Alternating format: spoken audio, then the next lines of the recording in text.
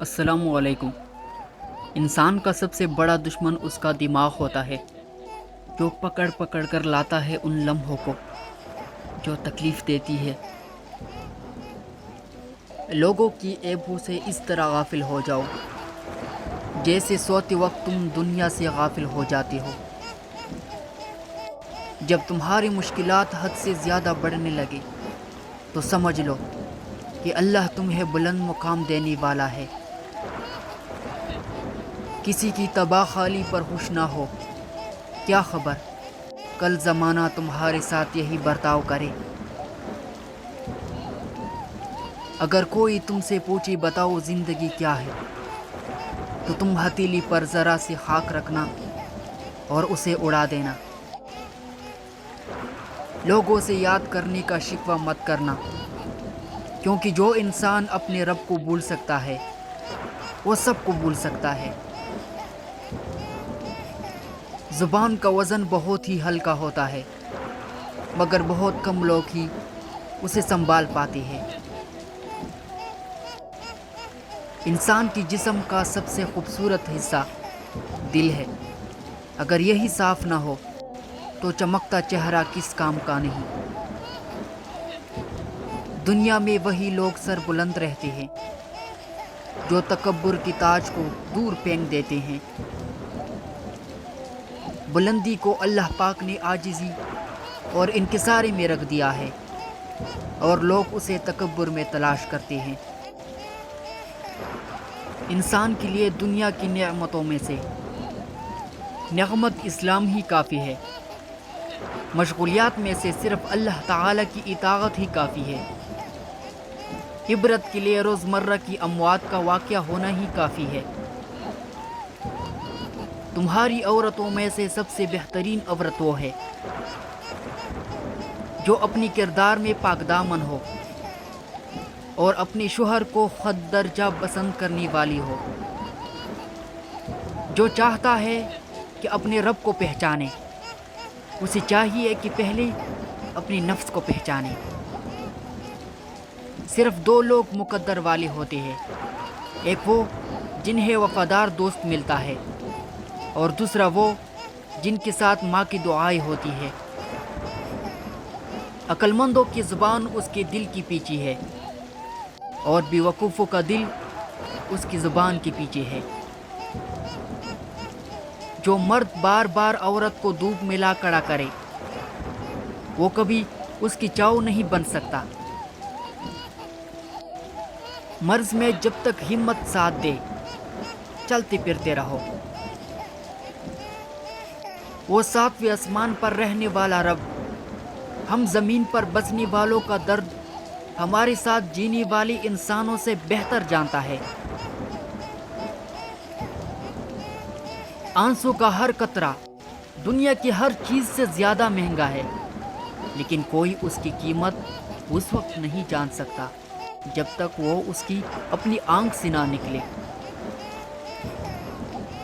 حضرت علی سے کسی نے پوچھا کہ آپ کی تلوار تو بہت تیز ہے مگر آپ کی سواری سست ہے، کیا ہی اچھا ہو کہ آپ سواری بھی تیز رکھ لیں۔ حضرت علی نے فرمایا، تیز سواری کی ضرورت دو قسم کے لوگوں کو ہوتی ہے، ایک وہ جو میدان سے ڈر کر فرار ہونا چاہتے ہیں، دوسری وہ جو بھاگتی ہوئی پیچھا مال غنیمت کے لیے کرتے ہیں، اور میں دونوں کام ہی نہیں کرتا۔ رزق کے پیچھے اپنا ایمان خراب مت کرو، کیونکہ رزق انسان کو ایسے تلاش کرتا ہے جیسے مرنے والے کو موت۔ حضرت علی کے پاس ایک یہودی آیا اور کہا، میں نے سنا ہے کہ آپ مسلمان جب عبادت کرتے ہو تو پوری خیالات آتے ہیں، جبکہ ہم عبادت کرتے ہیں تو ہمیں نہیں آتی۔ حضرت علی نے جواب میں فرمایا، اگر ایک گھر فقیر کا ہو اور ایک امیر کا تو چور کہاں جائے گا؟ یہودی نے کہا، امیر کی گھر میں جائے گا۔ حضرت علی نے فرمایا، تبھی تو شیطان ان کو ستاتا ہے جن کے دل میں اللہ ہو، اور جن کے دل میں اللہ نہیں ہوتا وہاں شیطان کا کیا کام۔ جس انسان کی جان نکل جائے تو وہ زندہ نہیں رہتا، اور جس انسان سے احساس نکل جائے تو پھر وہ انسان نہیں رہتا۔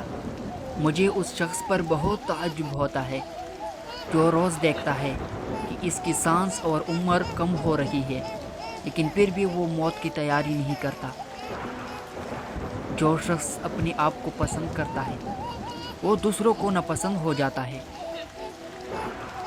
عزت عورت کو دی جانے والی تحفوں میں سے سب سے اہم تحفہ ہوتا ہے، مگر اتنا قیمتی تحفہ دینا ہر مرد کی بس کی بات نہیں۔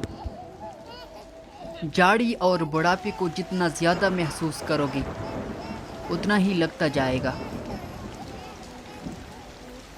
ایمان کا اعلیٰ ترین درجہ اخلاص ہے۔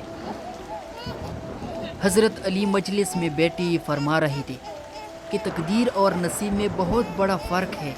کچھ چیزیں نصیب میں ہوتی ہے اور کچھ تقدیر میں۔ تو کسی نے پوچھا کہ یا علی، ہمیں کیسے معلوم ہوگا کہ تقدیر اور نصیب میں کیا فرق ہوتا ہے؟ تب حضرت علی نے جواب دیا، اے انسان، تقدیر پر انسان کا اختیار نہیں ہوتا۔ جیسے تم اپنی ماں تبدیل نہیں کر سکتے، زندگی بھر تمہاری ماں وہی رہے گی۔ تم اپنا باپ تبدیل نہیں کر سکتے، تم اپنی پیدا ہونے کی لمحات تبدیل نہیں کر سکتے۔ جس فیصلے میں انسان کا اختیار نہ ہو وہ تقدیر ہے، اور نصیب یہ ہے کہ قدم قدم پہ انسان کے سامنے صحیح اور غلط کا فرق واضح ہے۔ جو فیصلے انسان اپنے لیے کرتا ہے، جس چیز پر انسان اپنا اختیار رکھتا ہے، وہ سارے فیصلے انسان کے آنے والے نصیب کو بہتر یا بدترین بناتی ہے۔ اس شخص نے پوچھا، یا علی، مثلا؟ حضرت علی نے فرمایا، جیسا کہ والدین اپنی اولاد کو پڑھانا چاہتے ہیں، لیکن اولاد اپنی علم پر توجہ دینے کی بجائے اپنے خواہشات کے پیچھے بھاگتے رہے تو یہ اس کا فیصلہ ہے، قدرت کا نہیں۔ اس غلط فیصلے کے انجام کو نصیب کہتے ہیں۔ اور جیسے انسان اپنی خواہشات پوری کرنے کے لیے غلط طریقے سے دولت کماتے ہیں، اس غلط طریقے کا انجام کو نصیب کہتے ہیں۔ اے شخص، یاد رکھنا، اللہ تعالیٰ کبھی کسی کا برا نہیں چاہتا، بلکہ انسان کے غلط فیصلے انسان کا برا کرتے ہیں۔ تو اس نے پوچھا، یا علی، اگر کوئی صحیح فیصلہ کرتا رہے پھر بھی اس کی زندگی تکلیفوں سے بھر جائے تو پھر؟ بس بات جب یہاں تک پہنچی تو حضرت علی مسکرانے لگے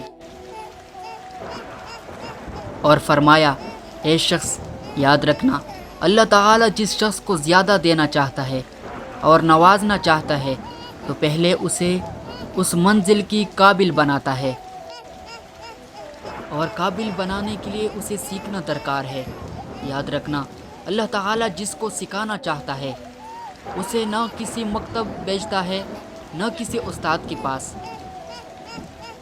بلکہ اسے تکلیفوں کا زیور پہناتا ہے، کیونکہ اس زمین پر انسان کو سکھانے کے لیے سب سے بہترین استاد تکلیف ہے۔